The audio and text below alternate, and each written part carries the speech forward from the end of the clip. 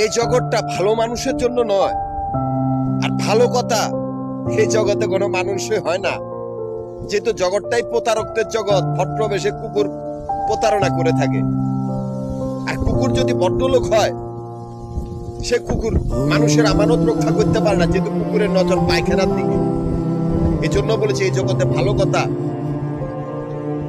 কারো কানে যায় না। এই জন্য আমি তো চাই না কাউরে গালি দিতে, তারপরে গালি দিয়ে কথা বলতে হয়। মানুষটা কই? আমার কোনো ধর্ম নাই, আমি কোনো ধর্মের অনুসারী না। আমি আমার নিজের কামানো টাকা শনাক্ত করে দিতে এই চিল্লানি চিল্লাইতেছে। মানুষ যদি থাকতো আর চিল্লাইতাম না। প্রতারক, একদল প্রতারকদের জন্য আজকে আমি রাস্তাঘাটে কতগুলো অজাত বেজাত বা বিশ্বরোড কতগুলি হাইজাকারের সাথে নিজের অস্তিত্ব নিয়ে লড়াই করেছি। আমি তো কোনো সময় এদের সাথে পাগলামি করি না। আমি কারো আগেও জানি, পিছিয়েও জানি। আমি আমার মতোই চলাফেরা করছি। এই জন্য বলেছি জগৎটাই ভালো মানুষের জন্য না খারাপ মানুষের জন্য। প্রতারক প্রতারণা করে ভদ্রবেশে, যেহেতু প্রতারক ধর্ম ব্যবসায়ী ভণ্ড বাবা, যারা মিশনারিজ কতগুলি খুলে বইছে মানুষের আমানত খেয়ানত করার জন্য, সেই প্রতারক গুলাই আমাদের ব্যবসায়িক ব্যাংকগুলার বাড়িঘরগুলার ভিতরে সন্ত্রাসের রাজত্ব করতেছে, বা সেই বাড়িঘরগুলোর ভিতরে তারা সন্ত্রাসের আস্তানা বানাইছে।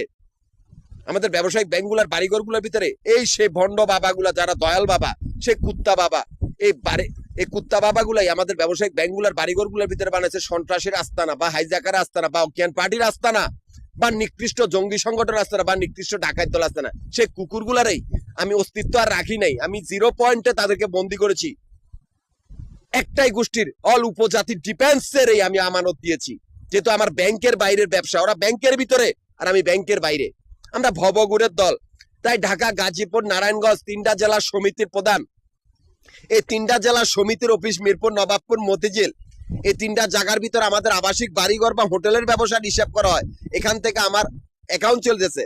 অথচ সেই মাফিয়া প্রতারক, সেই ভণ্ড বাবা, সেই রাক্ষস বাবা, সেই ধর্ম ব্যবসায়ী কুকুরের দল, সেই কুত্তার বাচ্চাগুলোর আস্তানা আমাদের এই ব্যবসা প্রতিষ্ঠান, ব্যাংকের বাইরের ব্যবসা প্রতিষ্ঠানগুলোর সামনে। সেখানে তারা আস্তানা গেড়েছে আমাদের সমিতির সদস্যগুলারে খুন করে, এমনকি আমারই কাগজপত্রগুলা চুরি করে এমন একটা পরিস্থিতি করছে যাতে আমি না যাই। এই জন্য বলেছি ব্যাংকের বাইরেও আমি সেই আমানতে চেক করছি অল বাংলাদেশের জনগণ, যাতে এই একটাই বেইমানি করলে আরেকটাই তাদেরকে মারে, সেই ব্যবস্থাই করেছি। তোদের অস্তিত্ব আর কর্তৃত্ব রাখি নাই। মাফিয়া গ্রুপ হয় তোরা নিজেরা মর, নয় তোদেরকে মেরে ফেলা হবে, যেহেতু আমাদের কোনো ধর্ম নাই।